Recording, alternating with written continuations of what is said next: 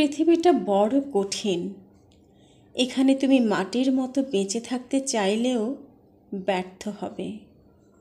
তোমার চারপাশের মানুষ, পরিবেশ তোমাকে পোড়াতে হয়ে উঠবে জল জ্যান্ত ইটের ভাটা। আঠালো স্বভাব নয়, আমাদের সম্পর্কগুলোতে দরকার নির্দিষ্ট দূরত্ব। ঝিনুকের মতো নিজের ভেতর গোপন রেখো কিছু। অত নাড়িভুড়ির কথা জানান দিতে নাই, দেখিয়ে দিতে নাই ক্ষতস্থান।